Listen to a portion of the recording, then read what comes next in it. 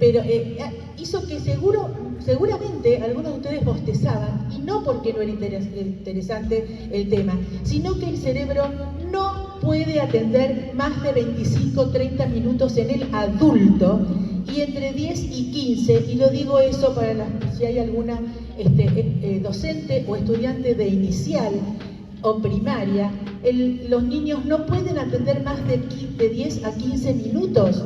Entonces, esto no quiere decir que tengamos unos recreos de entre 10 y 15, cada 15 minutos, ni cada 25. Pero esto de tener una clase 1 hora o 2 horas que estamos teniendo, o 45 minutos en la primaria o inicial, es una locura. Y hay muchas maneras de cortarlo. Por ejemplo, que quiero que todos se paren. Por favor, todo el mundo se para. Y van a estirarse como quien se despereza. Se paran. Está la profesora, así que nos paramos. Quiero escuchar el ruidito. Y muévanse. Podemos poner Acá una música, hagan de cuenta, y muévanse. Sí, ya se pueden sentar, porque el cerebro se recupera en 1 o 2 minutos. Los 25 o lo que sea el tiempo, si están estudiaron 2 horas, no les sirvió. Después de los 25 o 30 no les sirvió. Entonces, hay un sistema que se llama Pomodoro. Pomodoro es tomate en italiano. Y a alguien se le ocurrió agarrar el relojito del horno de la cocina de la madre, que era un tomate, evidentemente. Por eso, si buscan en Google como Pomodoro, les va a decir, incluso tienen el reloj. Pero ustedes mismos pueden poner con el celular. El celular a veces no es conveniente en cuanto al hecho de que puede llamar una llamada o algo y es un distractor. Pero es el tiempo, ¿sí?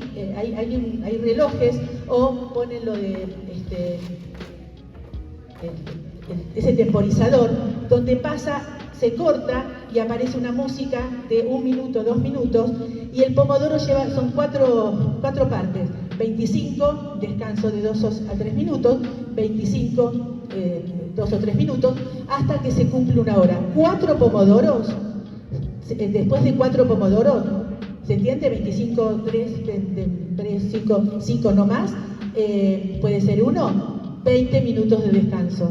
Entonces, así el cerebro va a entender, va a comprender. Esto está fuera de lo que iba a hablar, pero lo planteé por el hecho, gracias, y esto cómo es la cosa, acá para adelante o para atrás. Lo planteé por esto de la hora, excelente de todo lo que habló, que seguramente muchos cerebros de ustedes se ha perdido. Ahora empiezo. Hoy voy a hablar muy poquito sobre psicolingüística, que es la materia que doy. Después sobre plasticidad neuronal, que si bien voy a mostrar imágenes y voy a hablar de la sinapsis, las neuronas, va a ser algo breve, porque para que tengan idea de ustedes como profesores y ustedes como alumnos, y es fundamental con lo que sigue, que de esto de plasticidad, la SC, como la llamo yo, que deriva de esto de la TCC. ¿Han escuchado? Levanten las manos si alguien escuchó TCC, terapia cognitivo-conductual. Bien, yo llamo SC como enseñanza cognitivo-conductual. Esto que hemos y que seguiremos haciendo los disertantes aquí, y lo que han hecho quienes nos precedieron, quienes estuvieron antes, ha sido más conductual, porque estamos informando, no hay un feedback, no hay un ida y vuelta. Si bien preguntar, puede haber una pregunta que el cerebro va a trabajar, pero no hay respuesta, el ida y vuelta, eso tiene que ver con lo cognitivo, esto va a ser más conductual.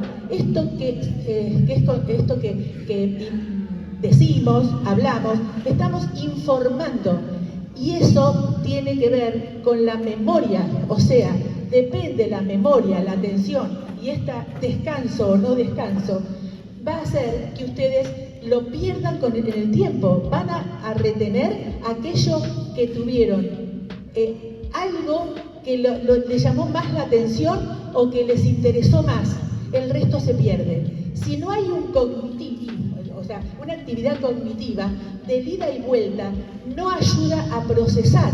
Ese proceso lleva a la comprensión.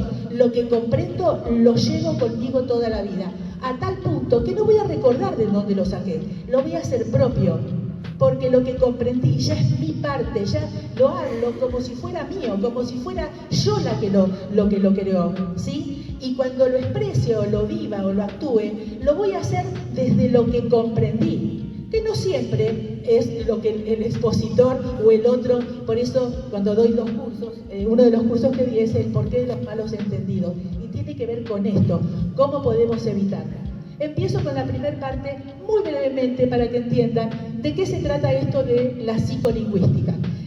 Y acá voy a criticar al Ministerio de Educación. ¿Se escucha bien? Bien, bárbaro. ¿Por qué? Porque esta materia está en la carrera de lengua y literatura, pero de aquellos estudiantes, aquellos que serán profesores, en el nivel secundario. Cuando los alumnos llegaron a secundario y que no, estos docentes, estos alumnos, han pasado por algo que voy a explicar luego, han pasado por inicial un poco, y especialmente en primaria, llegan a secundarios totalmente sopapeados, digo yo, que es maltratados. ¿Por qué? Porque el docente no está capacitado o no está informado de ciertas cuestiones que pueden suceder en los alumnos y que parecen o son tratados de vagos, de holgazanes, y no lo son. No lo son en absoluto, y ahora luego voy a hablar sobre eso. Entonces, en psicolingüística, el programa supuestamente está preparado para inicial y para primario. ¿Por qué? Porque tendría que enseñarles todo el desarrollo evolutivo de un bebé, desde que nace hasta que aprende a caminar y aprende a hablar, y luego adquirir los conocimientos, etcétera, etcétera. A una alumna que va a tener un alumno en secundario, no le voy a enseñar que a los 2 meses mira, que al mes, a los 6 meses se sienta. No tiene sentido. Pero sí, quiero hoy, con esto de plasticidad neuronal, explicarles cómo cada uno de ustedes, como profesor, e incluso en este momento, incluso desde que el primer disertante comenzó a hablar, su cerebro, el cerebro nunca para, el cerebro no duerme, el cerebro no para de escuchar, de pensar, está en constante actividad, ¿sí? Entonces, todo lo que escuchan, aquellos tienen un conocimiento previo, es decir, sí, es más, ahora ustedes están comprendiendo cada palabra que digo, ¿sí o no? ¿Pero por qué? Si yo pasaré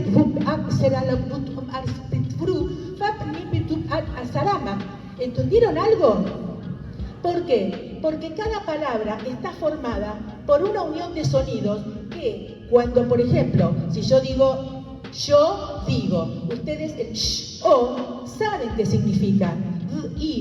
O, también saben. Si yo digo o y que usé los mismos sonidos de la palabra digo, es nada, es una no palabra. Comprenden, y yo en este momento ahora van a ver luego, estoy hablando, digamos, de la manera que se dice la escritura en carro. No separo nada, no estoy respirando, estoy diciendo todos los sonidos todos juntitos. Es el cerebro el que hace ese trabajo. ¿Por qué? Porque ya tiene conocimiento, entonces no necesita mi punto, mi coma, mi espacio, aunque yo me ahogue y no respire y siga hablando. ¿Sí? ¿Se entiende hasta acá? Entonces, vuelvo un ratito a esto de psicolingüística. Psicolingüística comienza esto con un señor que no se enteró, ahora quizás su espíritu sí, que si nos está viendo y escuchando, que sería hoy el padre de la psicolingüística, Gustave Guillon, un lingüista, que él era un tanto, quizás tenía un problema social, o vaya a saber si no un tanto TEA o algo por el estilo, porque era muy reservado. Él, como lingüista, hacía toda una investigación, tenía muchos ensayos, mucha documentación, donde su amigo Müller, cuando un día, no sé si tomando algo con él, se descubre esto y dice, es una maravilla, ¿cómo no haces público esto? Pero lo voy a hacer cortito para no hacerlo más largo.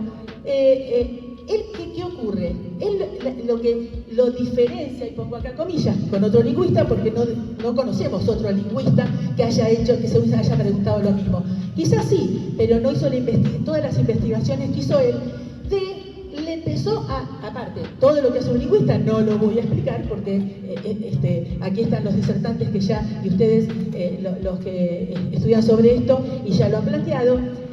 El lingüista no le interesa el porqué de los trastornos, aquel que hoy quizás sí, pero en aquella época no. Era mucho más la estructura, la gramática, todo lo que plantearon. Mientras que él sí se preguntaba, ¿por qué algunos adquieren y otros no? ¿Por qué algunos producen y se expresan o sea, siguiendo esa etapa evolutiva y otros no? ¿Por qué estos comprenden y los otros no? Empezó a preguntarse sobre los trastornos, sobre la problemática. Entonces aquí es donde en un simposio de psicología, los psicólogos, algún disertante, habla sobre Guillón, alguien que desconocía, y ellos estaban investigando eso y dicen, esto es lo que nos interesa. Y comenzaron a trabajar sobre las investigaciones de Guillón. Por eso yo digo que esta materia tendría que llamarse lingüopsicología, porque viene de un lingüista. La psicología se adueña de esto y lo toma como propio. Pero llega un momento en que se quedan en ascuas. ¿Por qué? Porque Guillón también lo planteaba, pensaban que era un problema psicológico. Y por eso les interesó a ellos. Pero llegó un momento que se quedaron con un vacío y tuvieron que recurrir a la neurología. ¿Por qué? Porque evidentemente ya no era psicológico solamente, sino había algo orgánico en el cerebro. Así es como surge Luria, que seguramente lo han escuchado nombrar. Y aquí viene, por eso digo, critico un poco al Ministerio de Educación, que evidentemente no tenía ni idea de qué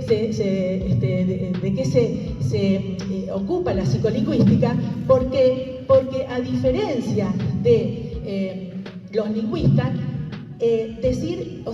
lo que une y coincide la lingüística y trabajan juntos con la psicología es precisamente en las áreas de adquisición, producción, comprensión y uso. Pero después se separa totalmente, porque la lingüística investiga todo lo que han escuchado y lo que van a seguir escuchando, mientras que la psicolingüística es proceso, quiere saber y trabaja sobre cómo procesa el cerebro, cómo trabaja el cerebro para adquirir el lenguaje, todo es proceso. El proceso es cuáles son los pasos, de qué manera, etcétera, etcétera, qué ocurre en el cerebro, qué ocurre en el entorno de ese chico, qué ocurre en el momento que recibe, discrimina, no discrimina, etcétera, etcétera. Y cuando veamos el tema de la lectura, van a ver, o si no se lo digo ahora, si es que después me olvido de decirlo, que en el cerebro no hay un solo lugar para la lectura. En el cerebro hay lugar para todo, hay estructuras, zonas, para todo, para lo que nos gusta, para lo que no nos gusta, para lo que odiamos, para lo que amamos, para lo que vemos, para lo que no vemos, para lo que escribimos o no escribimos, para lo que entiendo o no entiendo, para todo lo que se les ocurra. El cerebro tiene un área, tiene una estructura, tiene un lugar, ¿sí? Para la lectura no tiene ninguno, ni uno, pero usa lugares que son, por ejemplo, para reconocer las letras, usa áreas que están acá, parieto, este es el frontal, parietal, temporal, occipital, y acá abajo está el cerebelo, que es otra cosa que tiene que ver con el equilibrio. Entonces, usa zonas, la zona del reconocimiento, que está acá, parieto occipital, acá, tac, tac, ¿sí? Es la zona donde reconocemos las caras, reconocemos las formas, reconocemos el lugar, si es lejos, si es cerca. Y así otras áreas, por ejemplo, acá está la zona de Broca, arriba de la oreja, que es la zona motora. Yo estoy moviendo la boca, la lengua y todo para que ustedes puedan, sí, depende de cómo lo mueva, se va a entender o no. Es la zona motora del habla. Y las que están alrededor son las que van a dar la entonación, la prosodia. Prosodia es ese acento, la prosodia del cordobés, la prosodia del chileno, ¿sí? ese acentito que tenemos, también están alrededor de esto. Y acá, un poquito más atrás, es Wernicke, que es la zona donde comprendemos. Ahí está la zona, lo que se caja de letras, que es donde para armar una palabra, tanto escrita o hablada, o escrita o leída.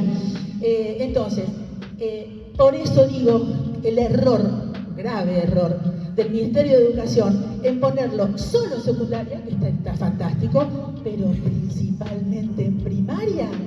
Y si no en inicial, en preescolar, ya puede ser detector.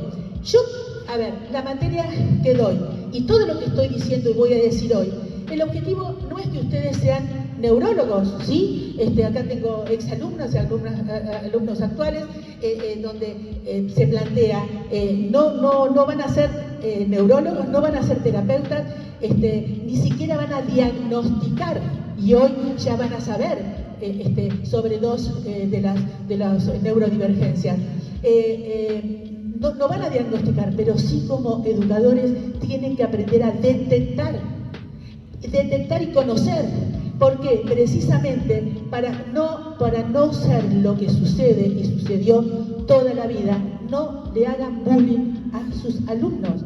¿Por qué? Tratarlo de vago o de que me está tomando el pelo es hacerle bullying, y ya van a escuchar un video donde un alumno hoy de tercer año de la carrera de Lengua y Literatura que tiene dislexia, no es disléxico, sino tiene dislexia. Esto de es autista, es disléxico, sino es hipertenso. No, yo tengo hipertensión, pero yo no soy hipertensa. Yo soy Ángela Berizo, si soy simpática, soy antipática, soy buena, soy mala, ¿sí? No soy ese trastorno. ¿Se entiende lo que estoy planteando? ¿Cuántos aquí hay de nivel inicial? No sé los que quedan. Bien. ¿Quiénes son de primaria? Bien, qué bueno. Después vi ahí que había algunas chicas de acompañantes de la carrera de acompañantes terapéuticos. Y bueno, después de secundaria, ¿sí? Van a ser profesores de secundaria, sí, una mayoría. Comienzo con, a ver si esto me funciona a mí. Lo de psicolingüística fue como rapidito, ¿sí? El objetivo de la carrera, al menos el mío, que cuando esta materia la da un profesor de lengua, sé que en otros institutos lo que da es teorías y no esta parte de la parte del cerebro, que es precisamente lo que la psicolingüística necesita, que es cómo procesa el cerebro la información. Voy ahora a lo de plasticidad neuronal. A ver, ¿han visto alguna vez una neurona? ¿Conocían? Levanten la mano que sí. Mis alumnas, por supuesto. Sí, por supuesto, mis alumnas. ¿Y qué pasa acá? Voy a decirlo brevemente, las imágenes, para que tengan una idea de qué pasa en el cerebro y que conozcan. Porque, insisto, son ustedes, depende cómo van a dar la clase, que van a generar plasticidad neuronal. En este momento, y más aquellos que nunca vieron esto o escucharon esto, o la información que estoy dando, su cerebro en este momento hace esto. Y imaginen a cada dedo como una red. Ahora voy a explicar lo que es una red, ¿sí? ¿Por qué? Y ahora voy a tratar que hay una imagen del cerebro con todas las conexiones y cómo funciona todo el tiempo. Entonces, seguramente cuando estaban escuchando al profesor Angelini, muchos seguramente empezaron a bostezar. Pero por eso dije antes que no por aburrimiento, es porque el cerebro se agota, ¿sí? Y cuando se agota, se desconecta o no puede seguir generando redes. Cada uno de estos bracitos se va a juntar, a ver si puedo, imagínense esto de mis dedos, se juntan uno con otro, a ver si puedo acá. Estos tengo... Bueno, sí, pero no me alcanzan las manos. Estos son dendritas, son estas dendritas. Este brazo... Sí, pero espera que... ¡Ay, qué genial! No, una maravilla, la esencia. Bueno, ahí está, entonces me pongo otra vez. ¿Estoy tapando a alguien acá? ¿No? Entonces, estos bracitos, ¿sí? Que esta es una neurona, el cuerpo y los bracitos. Fuera, estos son las dendritas, son como pelitos, le digo yo, para que... Entonces, se une con los pelitos de la otra. Esta más esta forman una cadena, como las que tenemos todos, una cadena. Vamos a inventar una cadena. Y acá, ¿voy a ver esto? Donde se unió, en este pedacito, ahora voy a mostrar más imágenes, a ver si es la siguiente. Estos son diferentes porque depende de la zona, las neuronas son diferentes. Entonces les muestro acá la diferencia, una tiene un cuerpo así, la otra de otra manera, rapidito como para que se den cuenta. Algunas tienen uno de estos brazos, ¿sí? Es más largo, es el axón. Ahí es por donde pasa muchísima información, sobre todo con los neurotransmisores, que yo les digo jugos. Y ahora yo les voy a decir por qué. Son diferentes tipos de neuronas, y acá viene la sinapsis. Es donde se junta esto con esto, y por ahí pasan los neurotransmisores. Yo, ¿qué ejemplo pongo? Imagínense una manguera que tiene cortes, le ponemos la unión. ¿Se entiende? Entonces, una manguera, un pedacito más otro pedacito, se hace una red. Pero ¿qué pasa?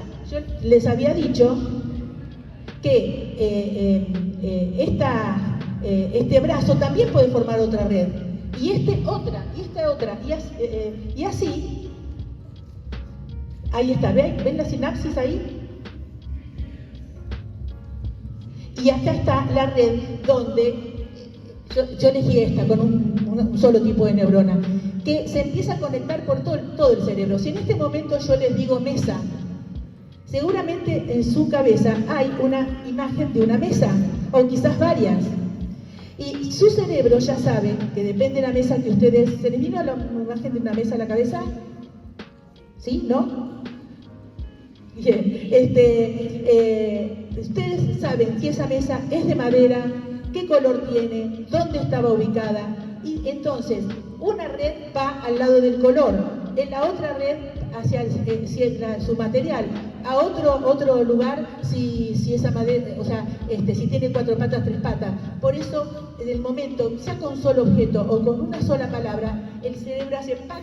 Y todo funciona. Cuando dicen algunos ese mito o ese error de que usamos solamente entre el 3 o el 5% o el 10% del cerebro, en parte es cierto y en parte no. No es que solamente funciona esta parte.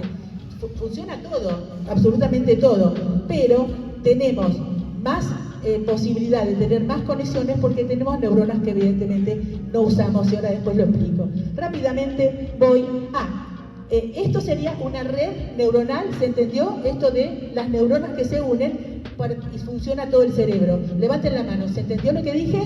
Genial. Esto es un circuito neuronal. Se llama circuito a lo que es tecnología, pero se le dice circuito neuronal. ¿Por qué? Porque genios, sí, genios como Bill Gates, ¿cómo se llama? Bueno, el que creó la computadora, y todos los que van perfeccionando esto, genios, todos intentan imitar al cerebro, ¿sí? Incluso hoy con la inteligencia artificial, pero eso dudo que puedan totalmente, o sea, hay cosas positivas y cosas negativas, no lo voy a sacar ahora porque si no, no voy a tener tiempo, abangó a ciertas genialidades que nuestro cerebro crea. Una inteligencia artificial hasta ahora no lo logra y no sé si lo va a lograr. Acá, por ejemplo, es como para, no sé si se ven las neuronas ahí, y dice, cada neurona establece entre 500 y 5000 conexiones. Es así.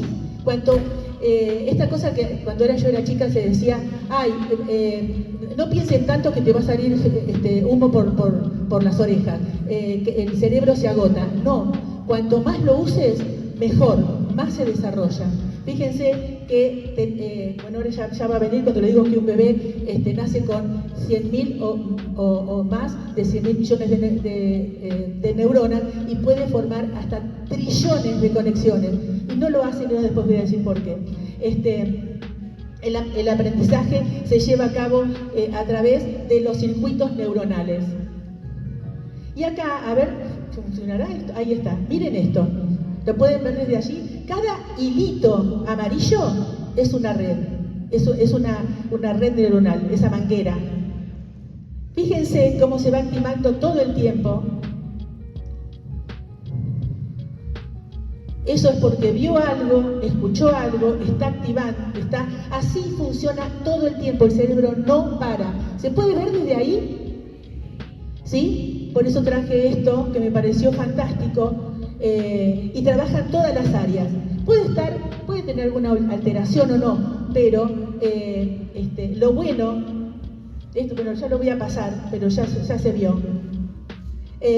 Bueno, acá esto es lo que dije, ¿no? Que un recién nacido nace con 100.000 millones de neuronas. Dije que cuanto más lo usamos, mejor funciona, ¿sí? ¿Se entiende esto?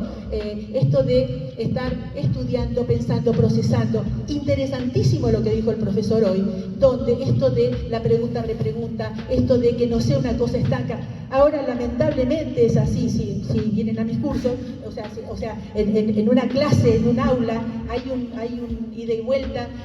A veces pasa en mi cátedra, yo tengo solamente un día, 2 módulos, y es como, bueno, encima viernes, o sea que cuando es el feriado del dedo, es el feriado de la rodilla, cuando no es el feriado siempre los viernes pasa o el feriado puente, entonces pierdo muchas clases y muchas veces tengo que ser conductual, o sea, más de información de feedback, pero realmente el cerebro, cuanto más procese, cuanto más se pregunte, la idea es esto, romper el mito.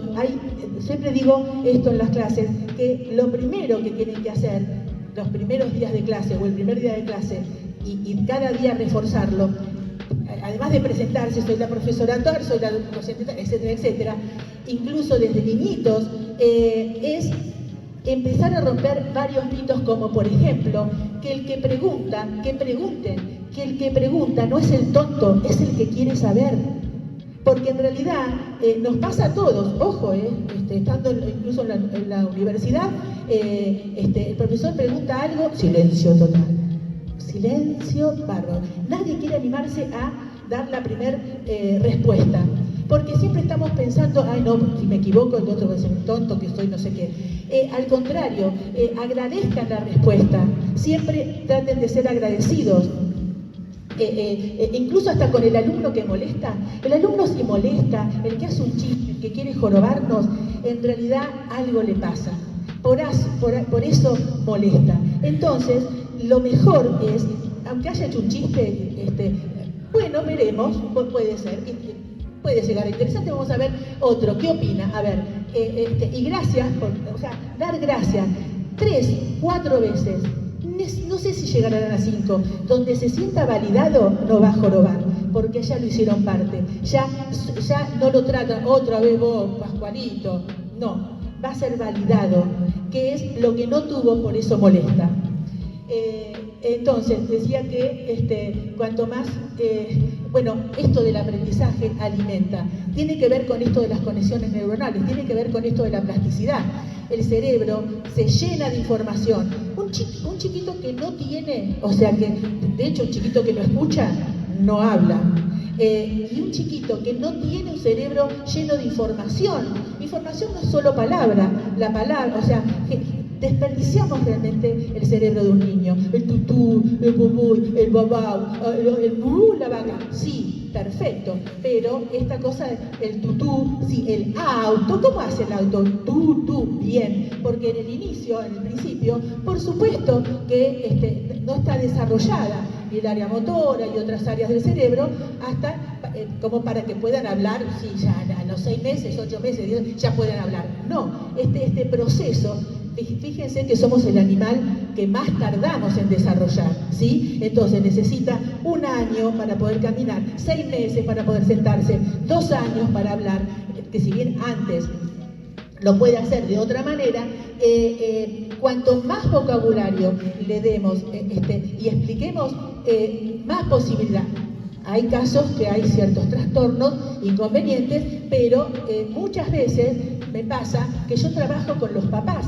Ni siquiera veo al paciente al principio. Trabajo con los papás y veo, y con audio y con videos, veo al niño en la vida real, porque el consultorio no es la vida real, es un laboratorio, que lo veo en su casa. Y les digo cómo comunicarse. Y cambian, ya cambian antes de venir al consultorio. Entonces, el aprendizaje, lo que ustedes le van a dar a sus alumnos y ustedes van a recibir como alumnas, como estudiantes, me cuesta esto de alumnes, se alimenta, se fortalece y se modifica. Y acá viene lo de la plasticidad. La plasticidad, el cerebro tiene esa maravillosa habilidad de modificarse, de recomponerse, de recuperarse. Si hay una lesión o algo, inmediatamente se recupera. El aprendizaje crea nuevos circuitos, potencia claro, crea nuevos y potencia los que ya tenemos.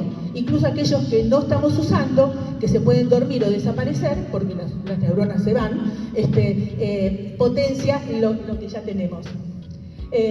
La plasticidad autorregenera, produce neuronas nuevas. Eso es muy interesante. Antes pensaban que uno no había a ver, si llegaba el año y no caminaba, no camina más. Si llegó a los 2 años, no habló, no habla más. No, porque incluso un niño con TEA, autista, con autismo, por ahí hablan a los 10 o a los 12 años y un día se levantaron y le dijeron buen día. Puede ser que, de hecho, hay personas con TEA que han escrito libros y no llegaron a hablar, ¿sí? Entonces, hay muchas cuestiones. Y otra cosa interesante, para los que trabajan en secundaria o, se sabe que en la edad de la adolescencia hay como un resurgimiento, una explosión de hormonas y también de neuronas. No pude encontrar, lamentablemente, el video donde se ve que hay conexiones y una neurona solita paseando por ahí por el cerebro.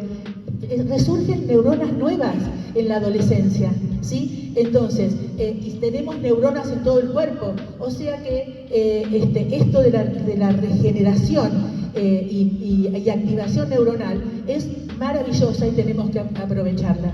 Hacerlos estudiar, hacerlos razonar, hacerlos pensar, y esta cosa de, sí, todos tenemos problemas de viaje, tenemos hijos, estudiamos, todos tenemos, pero problemas de internet como hubo en la pandemia, pero esta cosa de entender, va a sonar raro y algunos me pueden odiar, pero esta cosa, no, bueno, te entiendo, no lo hagas, y uno cada vez le da menos al chico porque está cansado, o como estudiante, estudio menos, no, porque estoy trabajando, no tengo tiempo. No saben lo mal que le hacen a su cerebro. Cuanto más se exijan, más van a desarrollar y más inteligentes van a ser. Nuevas redes, bueno, las controlan acciones, percepción, pensamiento, aprendizaje, funciones ejecutivas. Las funciones ejecutivas, voy a dar los dos temas juntos. Las funciones ejecutivas precisamente son el cerebro, cuando dije tarda 6 meses en sentarse, uno para caminar, y tarda en desarrollarse 20 años. Y hoy se dice que tarda 25 o 30, porque el hecho de la no exigencia, e incluso esto de que por una cuestión económica, socioeconómica, etcétera, viven con los papás, no hay posibilidad de trabajar, sigo dependiendo de otro, eso hace que mi cerebro, madure mucho más tarde. Bueno, esto de psicolingüística, la psicolingüística integra lingüística, psicología y neurología, y esto de la neuroeducación. Mi objetivo con mis alumnas es que sean nuevas neuroeducadoras, al menos que den el primer pasito. El aprendizaje transversal, música, plástica y educación física. Lamentablemente no han venido estudiantes de educación física, es fundamental. La educación física asegura esto de también ayuda al desarrollo y la música, al desarrollo del lenguaje y educación física a la lectoescritura y a la lectura. Y esto del SC, que decía yo, SC, la educación cognitiva conductual, que era esto que les planteaba. Esto es algo directo, ¿sí? más conductual, y lo cognitivo es la pregunta y la repregunta, pregunta y repregunta, que tiene que ver mucho con lo que hoy habló el profesor. Bueno, acá es como para mostrarles qué pasa en el momento donde ustedes enseñan las formas de algún objeto o lo que sea, esto de el reconocimiento, está trabajando toda la parte parietal, están desarrollando en sus alumnos o en ustedes esas partes. La de estrategia, lo que tiene que ver con la forma de la palabra, etcétera, etcétera, y las formas internas tienen que ver con la motivación. Sin motivación, Lai Rivero dice, si crees que no puedes, no vas a poder. Si crees que puedes, sí vas a poder. Y eso tiene que ver todo en nuestra vida. Por eso, cuando le hacemos bullying, ahora vamos a ver a estos alumnos que le decía, bajar la estima a un alumno, hacerle creer que no puede ser Einstein y no va a poder aprender. Ay, no, espera, ¿qué hice acá? Apreté el de abajo. A ver, ¿lo pones? Ahí está. Acá viene. Acá les pido. Literatura, en estos momentos. Escuchen. Tengo la condición de dislexia, por eso en esta jornada quiero contar mi recorrido como estudiante de escuela primaria, secundaria y de terciaria. La primaria para mí fue una experiencia no agradable, porque debido al desconocimiento de muchos docentes con esta condición de la dislexia. Y después la escuela secundaria también fue una situación donde no la pasé bien. Fueron muchos procesos que tuve que aprender solo. Fue una experiencia bastante negativa. Yo tuve que aprender a estudiar solo con esta condición. No tuve acompañamiento docente, no tuve un acompañamiento tampoco de un equipo de orientación. Yo tuve que aprender qué era la dislexia solo. Y estudio lengua y literatura porque quiero que muchos alumnos no pasen por lo que yo pasé. Y si yo puedo ayudarlos, es más, quiero ayudarlos para que puedan entender y puedan comprender lo que es esta condición. Y muchos docentes me decían, ¿cómo ves que no aprendés?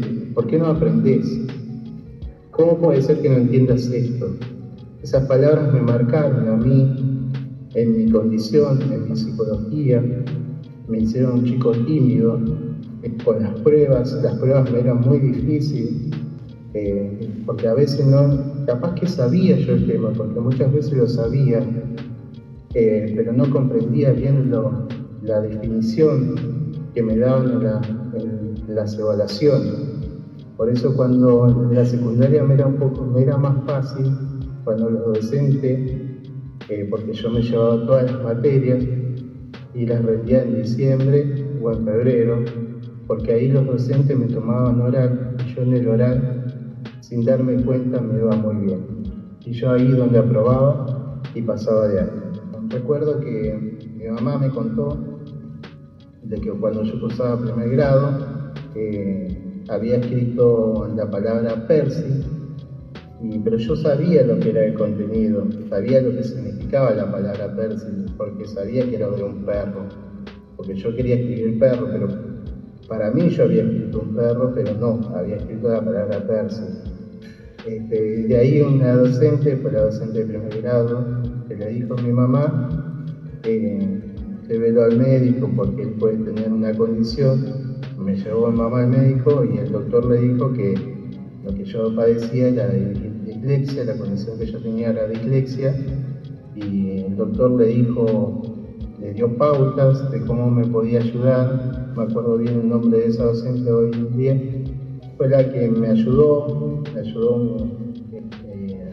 a cómo procesar el entendimiento. Pero bueno, yo ahí en ese momento lo asocié con la memorización y me esforzaba mucho para todo mi transcurrir. A partir de ahí fue mucho la memorización.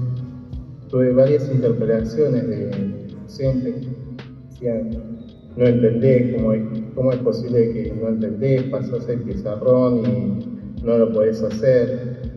Y bueno, yo cuando había que leer, había que hacer un trabajo, pasar el pizarrón, o cualquier actividad que había que hacer dentro del aula, trataba de esconderme de la manera más en la parte del fondo, cosa de quedarme en un hueco, ni hablar, ni respirar. Le diría a mis compañeros, a futuros profesores que van a ser mis compañeros, que se tomen un tiempo y que aprendamos todos a comprender que no todos los tiempos de todos son iguales. Busquémosle el audio. Hoy en día el audio es muy importante. Word, que puedas hacer un trabajo, que lo lea el Word, cómo podemos resaltar las palabras que van a tener importancia para que vos puedas adquirir el aprendizaje. Pero antes todo es el tiempo y paciencia.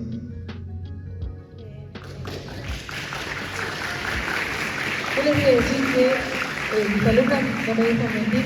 Yo cuando doy estas cosas me emociono y ahora estoy emocionada realmente, porque yo vivo yo ahora cumplo 50 años de profesión en diciembre, y hace 50 años que trato estos casos y otros. Y sé el sufrimiento de la familia, sé el sufrimiento de ellos, sé el maltrato que padecen, ¿sí? Pero ¿por qué? No porque tienen docentes perversos, sino porque tienen docentes que ignoran, ¿no? La palabra ignorante no es una agresión, desconocen. Y la falta de detección temprana llega a lastimarlos de tal manera. Y para mí, realmente yo lo admiro. Porque, fíjense, es como una persona que le falta una pierna y va a estudiar la carrera de educación física. ¿Se entiende? O sea, el desafío es increíble. Y fíjense lo lastimado. En 5 minutos contó, y creo que ustedes percibieron, el padecimiento de él como alumno durante 17 años, de toda la primaria, toda la secundaria, y cuánto tiempo le está llevando hasta que se reciba. Y les voy a decir otra cosa. ¿Vieron lo tímido, lo apocado que es? Así en general lo son. Y otra cosa, peor todavía. Generalmente, excepto TEA, estas neurodivergencias como la dislexia, como las DEA, ahora voy a decir que son las DEA, y los trastornos por déficit de atención, en general un 20-30% tiene un cociente intelectual normal, el resto es superior.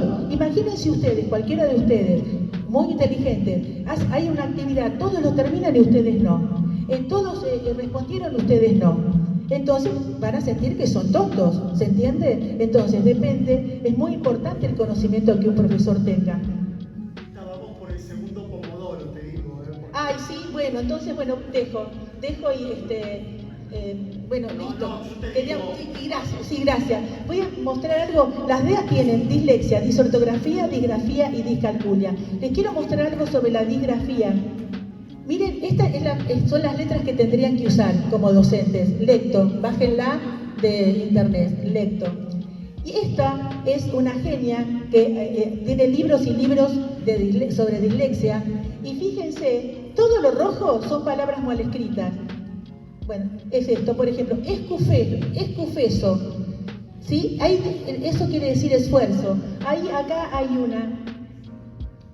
Es fu, hay una contaminación, agregó una C, en vez de decir fu, hizo uf, hay una omisión, falta la R acá, ¿se entiende? Así, automático, y hay una inversión. Y así escriben. Y bueno, vamos a darle espacio a los otros. Disculpen y gracias.